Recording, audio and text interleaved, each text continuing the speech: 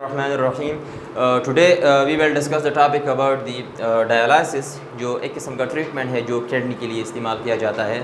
So dialysis मतलब इसकी ज़रूरत कब पड़ती है एक पेशेंट्स को, एक मरीज़ को, जब human kidney can not work properly, जब इंसानी किडनी जो ना मुकम्मल उसकी जो ग्लोमेरुल मतलब जो पार्ट है वो मुकम्मल तौर पर डैमेज हो जाए, जिसकी वजह से वो मतलब work can not filter the blood या मुकम्मल रीनल फेलियर हो जाए. सो उस टाइम जो पेशेंट्स के लिए जो ट्रीटमेंट मतलब रेफर किया जाता है दिया जाता है उस ट्रीटमेंट को कहते हैं डायलिसिस.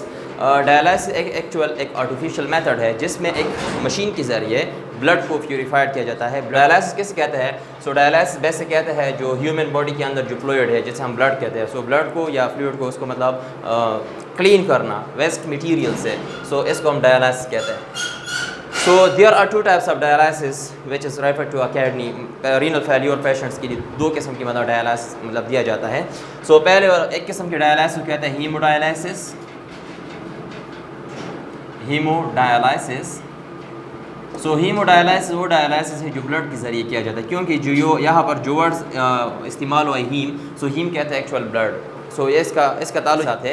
सो ब्लड के ज़रिए मतलब ये किया जाता है और इसका ताल्लुक जिस्म से बाहर है, मतलब जो मशीन लगा होता है जिसे हम आर्टिफिशियल किडनी कहते हैं या डायलाइज़र मशीन कहते हैं, उसका ताल्लुक जिस्म के मतलब बाहर इन्वायरमेंट के साथ होता है. सो इसको हम हीमोडायलिसिस कहते हैं. और हीमोडायलिसिस एक बेहतरीन डायलिसिस है क्योंकि इससे ह्यूमन बॉडी के अंदर जो ब्लड हो उसकी मतलब तकरीबन 99% जो ना ब्लड की प्यूरिफिकेशन इससे होती है.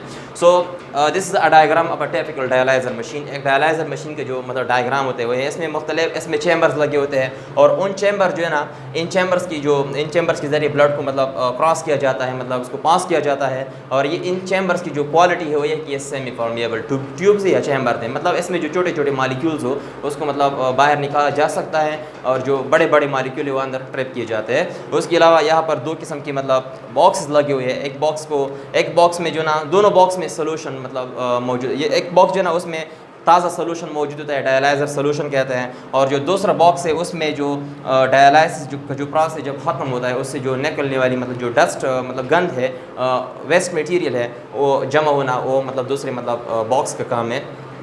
उसके अलावा 5 प्लास्टिक की जो वेसल्स है वो लगी हुई है जिसमें एक का ताल्लुक दोनों का ताल्लुक जो ना आर्टरीज के साथ है, ह्यूमन मतलब बॉडी की जो आर्टरी है उसके साथ इसका ताल्लुक है. एक का काम है ब्लड को डायलाइज़र मशीन तक ले जाना और दूसरे का काम है ब्लड को डायलाइज़र मशीन से लेकर आना.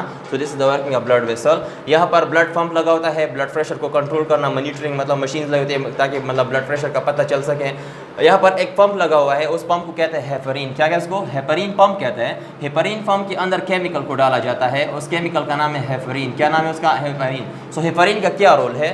सो the role of heparin is that when the blood come out from our body, जब हमारे जिस्म से ब्लड बाहर निकलता है, सो ह्यूमन बॉडी का जो टेम्परेचर होता है वो 37 सेंटीग्रेड का होता है और बाहर जो इन्वायरमेंट है, मिसाल डायलाइज़र मशीन, उसमें टेम्परेचर में थोड़ी सी मतलब कमी होती है, ज़्यादा मतलब इंक्रीज़ होता है. सो उस वजह से ह्यूमन ब्लड के अंदर जो ख़ास किस्म के प्रोटीनेशियस मतलब जो मटीरियल मौजूद, जैसे हम कहते हैं प्लेटलेट्स कहते हैं, जिसका काम है ब्लड को क्लॉट करना, मतलब ब्लड क्लॉटिंग का रूल है उसका. सो टेम्परेचर के चेंजेस की वजह से कहीं मतलब ये मतलब ब्लड प्लेटलेट्स जो ना ये क्लॉट ना हो जाए, उसको प्रिवेंट करने के लिए यहाँ पर जो मेडिसिन इस्तेमाल किया जाता है इस पंप के ज़रिए, उस मेडिसिन का नाम है heparin to prevent the blood clotting. So the process is that. So यहाँ पर मतलब 2 टाइप्स ऑफ कैनोला पास किया जाता है. सो द फर्स्ट दोनों का ताल्लुक जो ना आर्टरीज के साथ है, ब्लड वेसल्स के साथ है. So when the first one carry the blood toward the dialyzer machine. So जब ब्लड आता है मतलब इस वेसल्स के जरिए, as we know that bloods के अंदर मुख्तलिफ किस्म के केमिकल्स मौजूद होंगे. मिसाल के तौर पर RBCs is located inside a blood, white blood cell is located inside a blood, platelets और प्लेटलेट्स के अलावा हार्मोन्स वगैरह, हार्मोन्स या सॉल्ट्स, एक्सेस ऑफ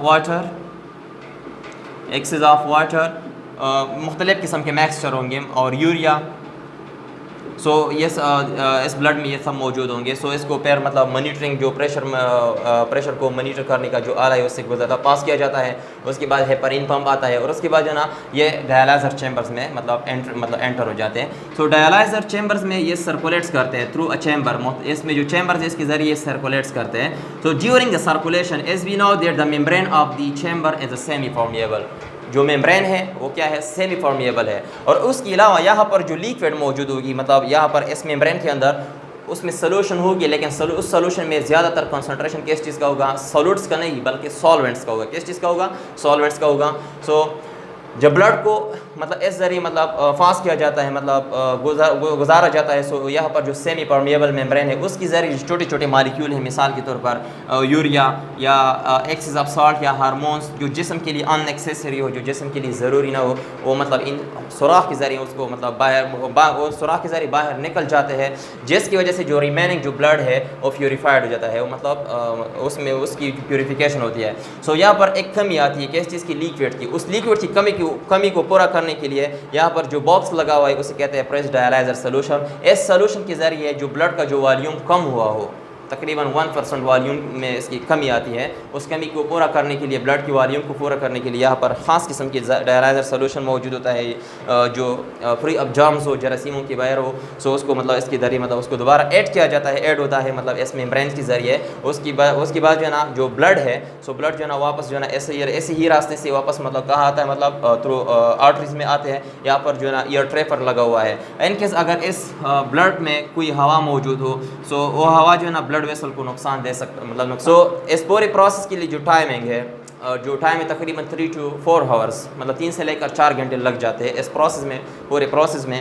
और इस प्रोसेस को ये सबसे बेहतरीन प्रोसेस है किडनी मतलब के लिए जो वर्किंग है। और हफ्ते में मतलब फॉर वीक्स मतलब इसकी ज़रूरत जो है ना depends on the patients history पर डिपेंड करता है कि पेशेंट्स की हिस्ट्री मतलब कैसी है। लेकिन नॉर्मल जो रेपिटेशन है इस मतलब डायलिसिस को, हीमोडायलिसिस करने के लिए, वो है मतलब हफ्ते में 2 बार भी या हफ्ते में 3 बार, 2 फॉर वीक्स या 3 फॉर वीक, मतलब दिस इज़ मतलब numbers of treatment which is done for week. So this was about hemodialysis. The next is a peritoneal dialysis. Next जो है ना हमारे पास जो है ना peritoneal dialysis. So the next is a peritoneal dialysis. As the name indicate peritoneal dialysis. So dialysis is we know that filtration of blood, उसको मतलब filter करना मतलब सोल्यूशन को। So peritoneal dialysis का ताल्लुक जो है ना ह्यूमन बॉडी के अंदर, जो मिसाल के तौर पर ये ह्यूमन बॉडी है, सो ह्यूमन बॉडी के अंदर बिलो द एब्डोमिनल कैविटी, मतलब एब्डोमिनल कैविटी कंसीडर कीजिए। यहाँ पर एक कैविटी है, मतलब स्पेस मौजूद है, मेम्ब्रेन मौजूद है। उस मेम्ब्रेन को, उस स्पेस को क्या कहते हैं, उसको पेरिटोनियम कैविटी कहते हैं, पेरिटोनियम कैविटी कहते हैं। और इस डायलिसिस का ताल्लुक जो है इस कैविटी के साथ है। इस कैविटी के इर्द गिर्द मुख्तलिफ किस्म के ब्लड कैपिलरीज लोकेटेड होते हैं। ब्लड कैपिलरीज का ताल्लुक किस चीज़ के साथ है, ब्लड को एक्सचेंज करना, मतलब खून को एक्सचेंज करना, इसका ताल्लुक इसके साथ होता है। सो मिसाल के तौर पर this is a peritoneal cavity, और पेरिटोनियल कैविटी के अंदर एक ट्यूब लगा होता है, और उस ट्यूब को कैथेटर कहते हैं, जो प्लास्टिक से बना हुआ होता है। सो इसको हम कैथेटर कहते हैं। सो कैथेटर की जो वर्किंग है मतलब मटेरियल को ट्रांसपोर्ट करना। उसके अलावा इसके साथ जो है ना एक बैग मतलब लटका होता है, जिसके ज़रिए हम डायलाइसिस सोल्यूशन को अंदर इंजेक्ट करते हैं।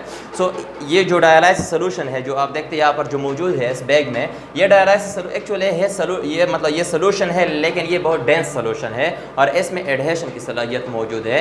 किसी चीज़ को अपने तरफ अट्रैक्ट करना, ये सलाहियत इसके अंदर मौजूद है। So when we inject this dialysis solution through a catheter inside a peritoneum cavity, so ये लिक्विड जो है यहाँ पर आ जाता है।